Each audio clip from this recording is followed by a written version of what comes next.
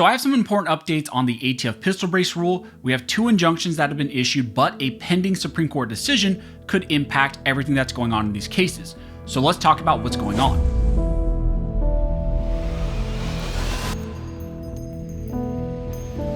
But real quick before we jump into this video, if you think the ATF's pistol brace rule is clearly unconstitutional and needs to be struck down, go ahead and hit that like button and subscribe. Also, I want to give a shout out to one of the main supporters of this channel, which is Blackout Coffee. Blackout Coffee has amazing coffee and they are huge Second Amendment supporters. They have dedicated roasts for organizations like FBC who filed the mock lawsuit. So again, if you want great coffee and you want to support the 2A cause, check them out using the links down below. And if you use the code ARMSCHOLAR, you can get 10% off of your order. So like I mentioned in the intro, we have now received decisions in 2 different cases against the ATF's rule on pistol braces. We recently received a decision from Judge O'Connor in the Mock v. Garland lawsuit, and then now also the Texas Gun Rights versus ATF pistol brace lawsuit.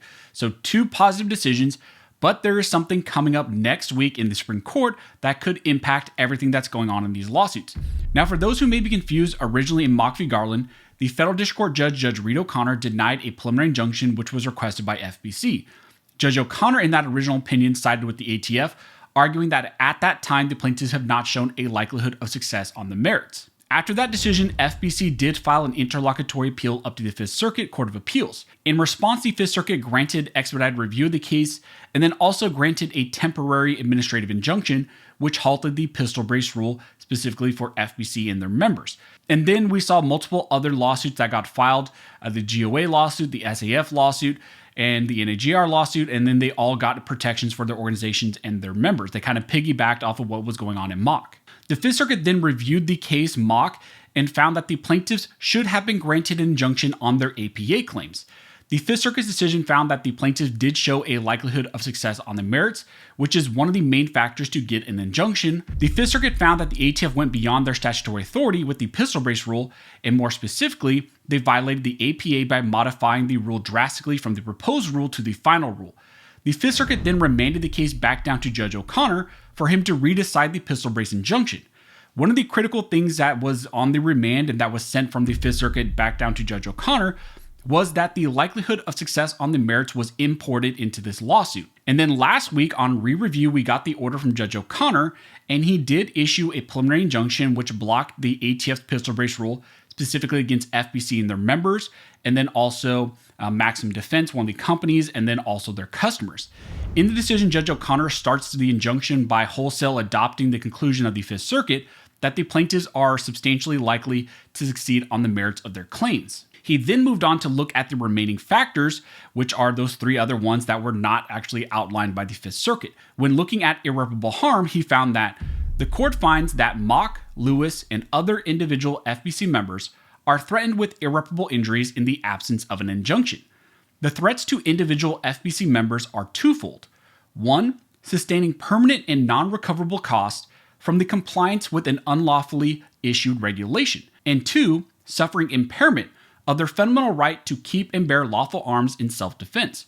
The court finds that such threats of irreparable harm posed by enforcement of the final rule are credible, imminent, and intertwined with one another. So here Judge O'Connor is finding that there is clearly irreparable harm to these individuals, both monetary harm, but also other types of harms which could never be kind of done away with, which would be an infringement on the fundamental right to keep and bear commonly owned arms for lawful purposes like self-defense. Judge O'Connor stated that the situation becomes far more dire for the FBC members in the absence of the court's intervening protection when one considers the burden the final rule threatens to impose on their fundamental right to keep and bear arms in self-defense. Absent injunctive relief, the final rule will impair and threaten to deprive them of their fundamental right to keep and bear commonly used arms as a means of achieving the inherently lawful ends of self-defense. Now, the important thing for this case is the fact that Judge O'Connor went kind of a step beyond what the 5th Circuit said.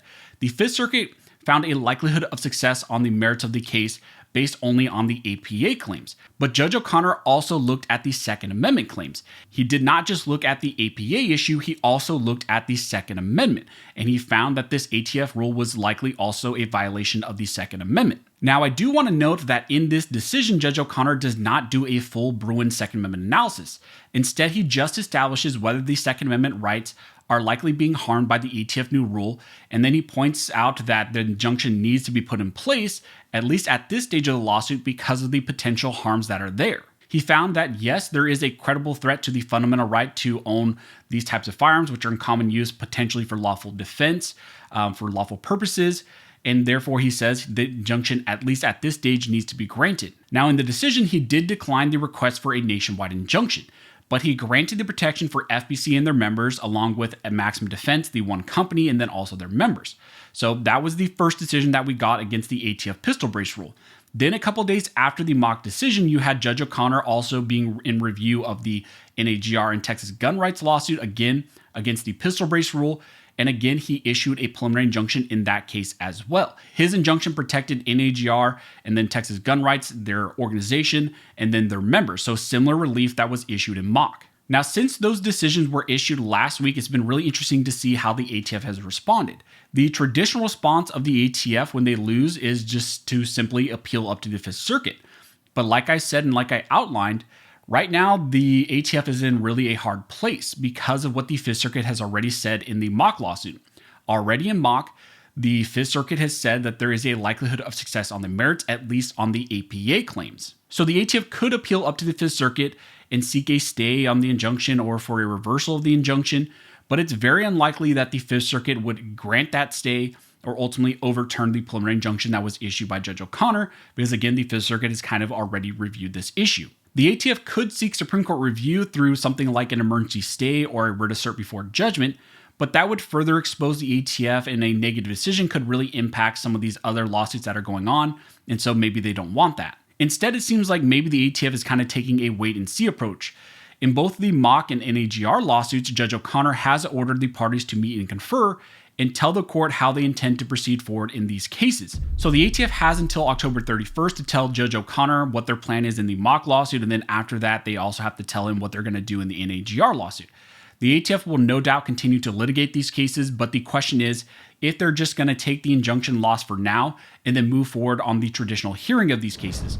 I think what is likely happening is that the ATF is just going to wait and see what the Supreme Court does next week in the Vanderstock Frames and Receivers case, and see what the Supreme Court does in that decision, which would likely impact a lot of these other lawsuits. Next week, the Supreme Court is set to decide if they will remove Judge O'Connor's injunction against the ATF rule on frames and receivers, which protects specific companies from ATF enforcement. The ATF may be hoping that a positive decision can be used to argue to the Fifth Circuit in the pistol brace rule that these types of protections for Maximum Defense and their customers, and then also these organizations and their memberships, needs to be removed because of what the Supreme Court just said in the Vanderstock case. So what the Supreme Court does next week in the Vanderstock Frames and Receivers case will not just impact that case, but could also impact some of these other cases going on against the pistol brace rule, and could impact some of the protections that we have for organizations and their memberships. So we do have some solid injunction and some solid wins right now protecting these organizations and their members, and that has put the ATF in a hard spot.